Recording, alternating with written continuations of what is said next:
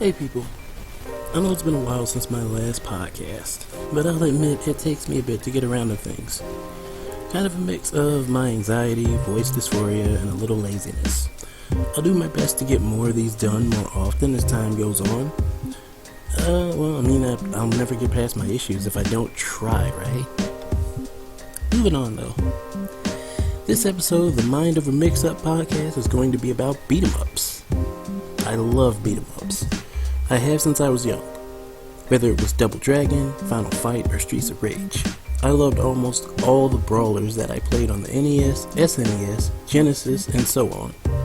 So many good to great ones that did so many cool things. Of course, there were also some that weren't so great, and honestly a lot of it's subjective, and everyone's going to have their own opinions based around their own experiences.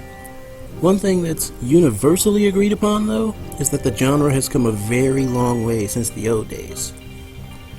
We've got so many good ones out there now. We've got revivals and successors from the likes of River City Girls and Streets of Rage 4.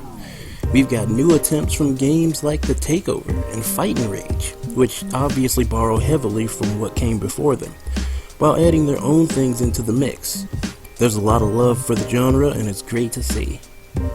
One thing that's worth considering, though, is that there are games that are definitely under the umbrella of beat-em-ups and brawlers that some would actually categorize as another genre altogether, if only because it's something that doesn't line up with their definition of a beat-em-up for one reason or another.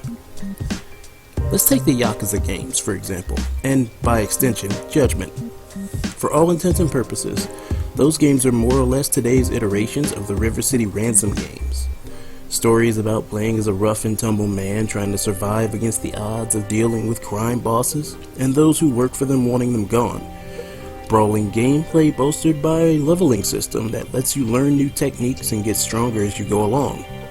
Stores where you can buy plenty of things to help you on your way, and the entire time you're doing all this while traveling to different parts of a huge city or even its outskirts while you try to figure out how to get to the bottom of the situation at hand.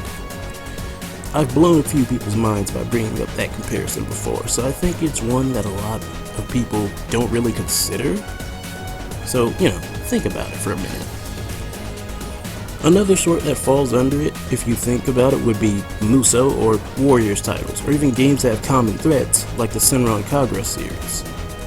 Whether we're talking Hyrule Warriors, Pirate Warriors, DW Gundam, or the Dynasty or Warriors Orochi games, there are a lot of commonalities.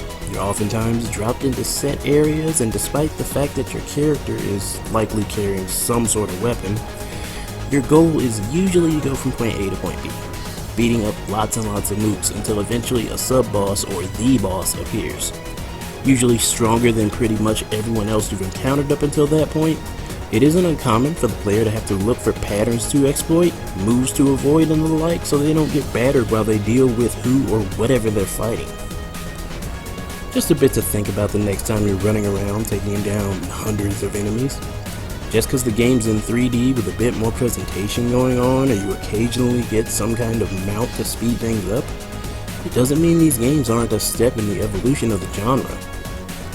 With all this comes an appreciation of just how far beat-em-ups have come. We've come from simply walking back and forth, punching enemies with paltry combos with a few meager hits, to doing all sorts of crazy air juggles, with or without weapons, utilizing parries and all sorts of crazy tech that wouldn't be out of place in a fighting game. And really, that's a genre that Brawlers owe a lot to for exactly these reasons, since a lot of aspects that go into making beat-em-ups nowadays can very easily be credited to the existence and concurrent evolution of the fighting game genre.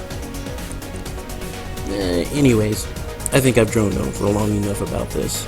I just really love the genre a ton, and I think it's a concept that's worth talking about. What are some of your favorites, or even least favorites? If you gave this a listen, leave a comment below and let me get your thoughts.